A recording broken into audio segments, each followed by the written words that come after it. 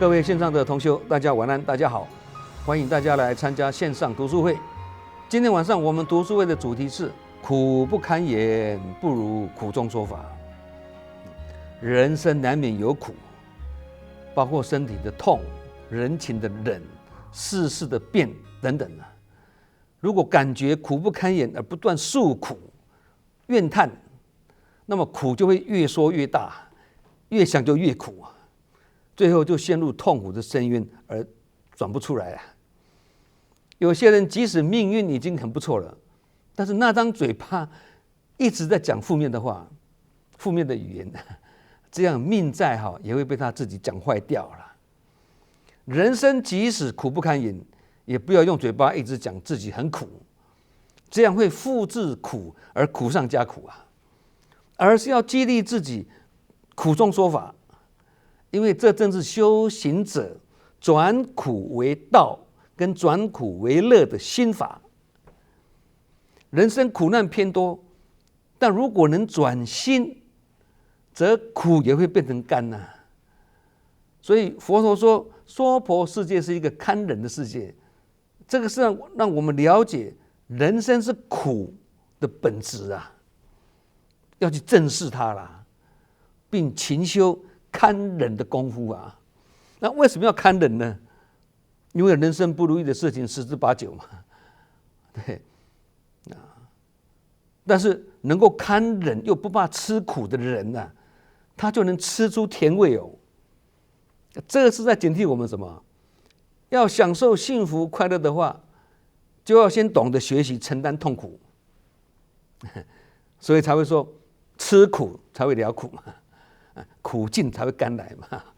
我们每一个人一生中都有一位贴身的老朋友啊，他的名字叫做苦，英文叫做 suffering 啊。你问他从哪里来，他说我不是从远方来的哦，我也不是从外面进来的哦，我本来就在心里面呐。这个就是每一个人苦的来源呐，在心中呐。那这个事实呢，不会因为你的学历、地位、财富、年龄或者宗教不同而有所改变，不会。然而佛法却告诉我们，一念心转，万境转，并说万法唯心所造。所以是苦还是甘，不是外在环境所决定的，是我们自己内在的心境说了算。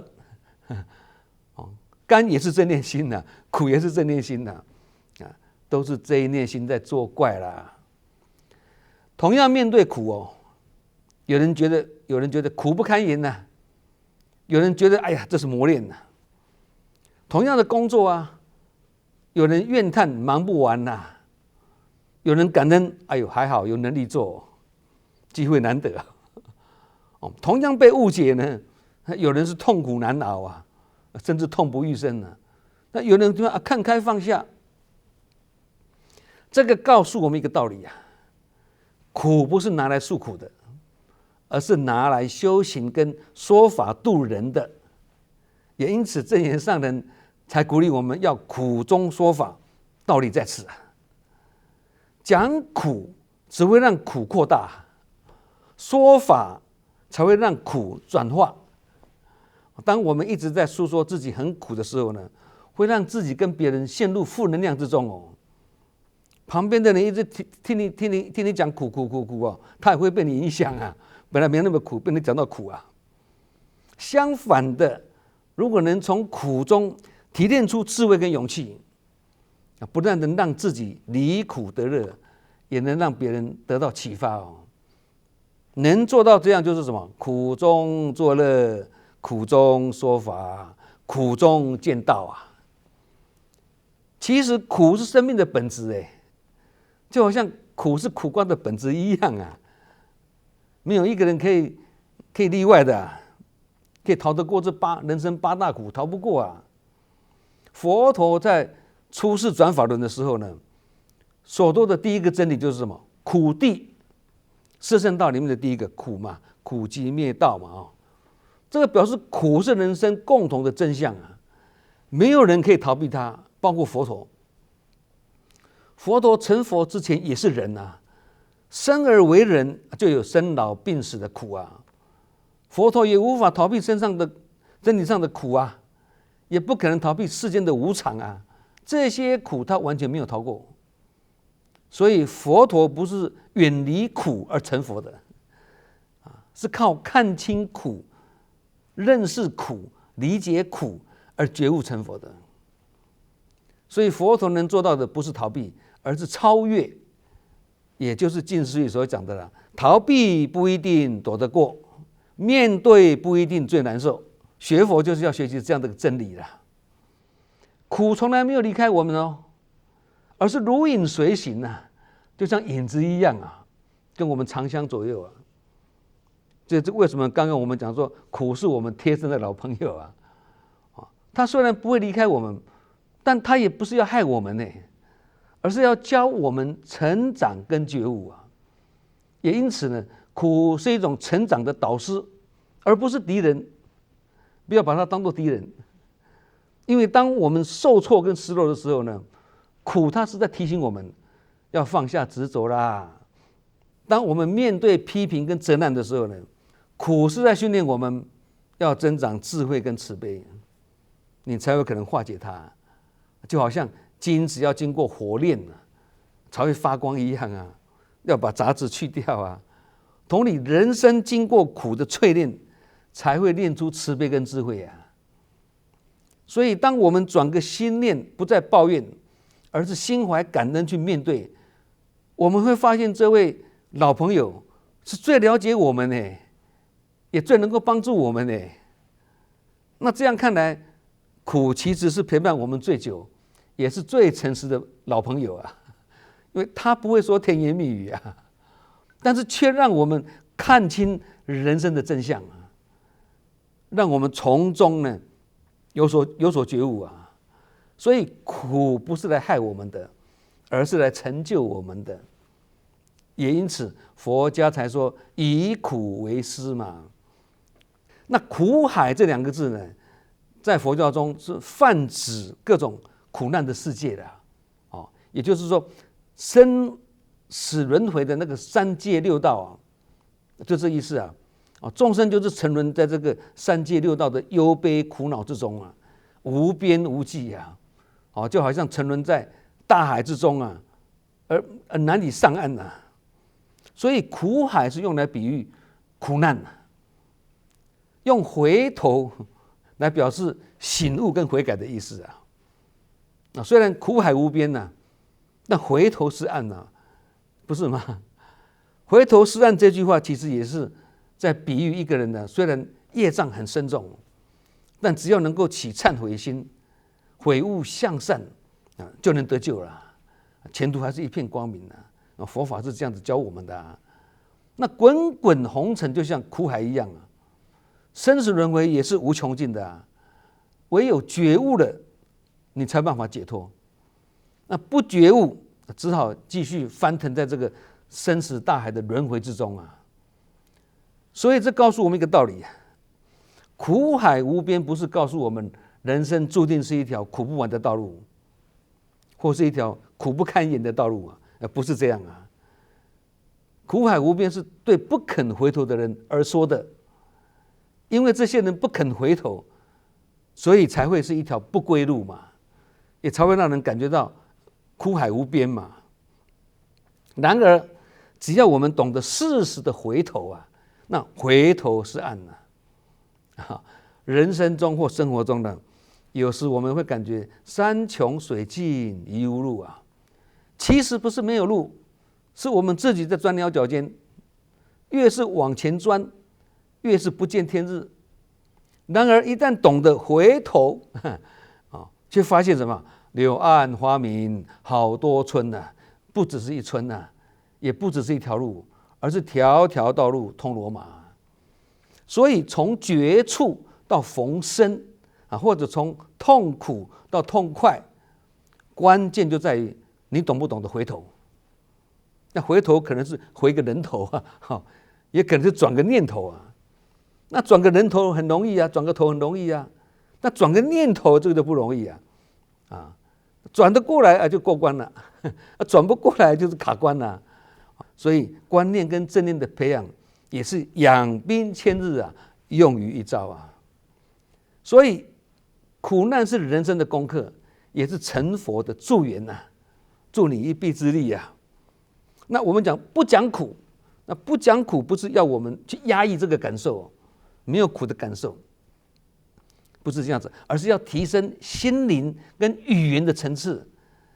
也就是说，从诉苦，从嘴巴诉苦，提升到用嘴巴说法；从痛苦提升到痛快；从本来的我很苦啊，变成什么？我从苦中学到了什么啊？所以苦也是我们的老师啊，以苦为师啊。刚刚讲啊，其实苦不离道，道不离苦啊。意思是说，不论遭遇任何的考验啊，跟磨难也好啦，我们都不能让苦压垮我们的心灵。相反呢，我们还要借力使力啊，让苦启发我们的心智，变成倒吃甘蔗，苦尽甘来啊。那这个就是借力使力的道理了。那这个跟福祸相连是一样的道理。我们常常讲，看似福实则祸嘛，看似祸实则福嘛。同理啊，看似苦实则甘，看似甘实则苦啊。同样吃苦瓜，有人说很甘，有人说很苦。同样吃臭豆腐，有人说很香，有人说很臭。吃榴莲也是一样啊，有人看到就要吃到哦，至少会怕哦。尤其吃到那个顶级的猫山王的品种啊，甚至可以把它拿来当饭吃啊。我就是这样子的，可以拿榴莲当饭吃的。但是有人则连闻都不敢闻哦，一闻到就很怕，因为那个味道好臭。所以标准在哪里呀？都是因人而异嘛。然而真理就不会因人而异啊，真理是放诸四海皆准的。有一次啊，佛陀问弟子们啊，还没有听过佛法的人呢，他会遭遇到快乐跟痛苦的感受，都会的。那听过佛法的人呢，也同样会遇到这些感受啊。那这样说来，听过佛法跟没有听过的人，那差别在哪里呢？佛陀这样问弟子们啊，弟子们答不出来。那佛陀就问弟子们说：未曾受佛法教化的人啊，一旦碰到了这个烦恼跟痛苦的感受啊，就好像中了第一支箭一样啊。中箭以后呢，他心里就会执着在这支箭哦，越来越迷惑哦。为什么别人都没有这些烦恼跟痛苦，而我却有？越想就越恐怖啊！这样就好像中了第一支箭之后呢，又中了第二支箭，然后这个感觉越来越痛苦，因为执着在这支箭上面啊。但是透过佛法教化的人呢，如果遇到烦恼跟痛苦的事情，他会平静观察这个忧悲苦恼的这个缘起，因为有烦恼跟痛苦的果，一定有它的因啊，所以要用智慧去找出它的苦源，然后用智慧把它消除掉。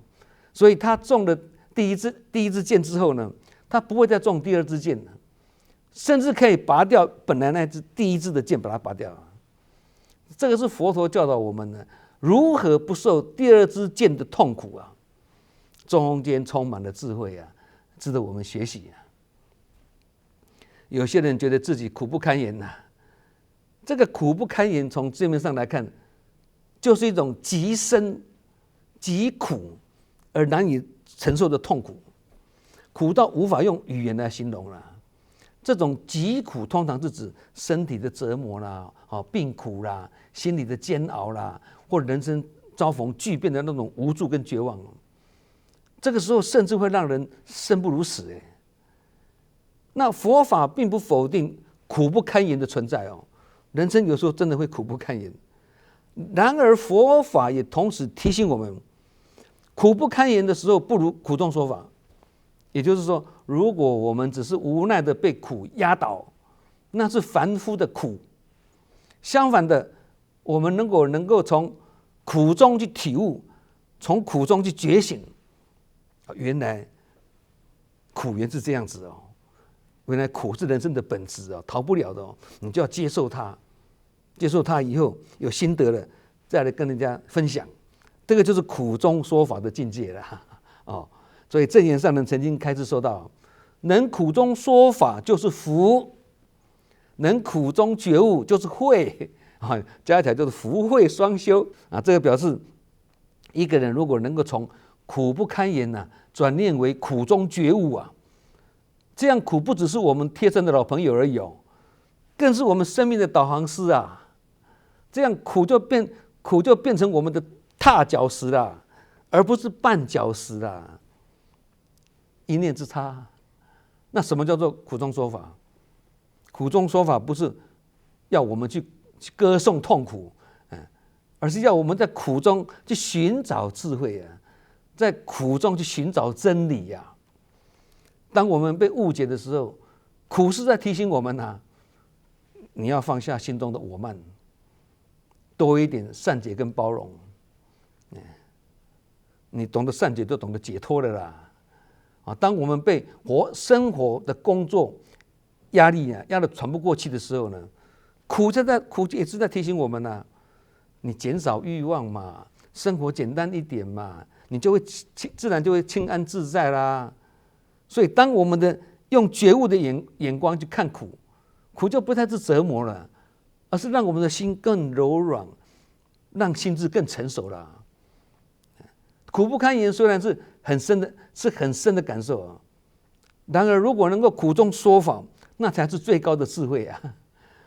如果只是在苦中沉沦那真的会苦不堪言能在苦中觉醒，那才有可能离苦得乐再把这种乐拿来与众分享，那就是苦中说法。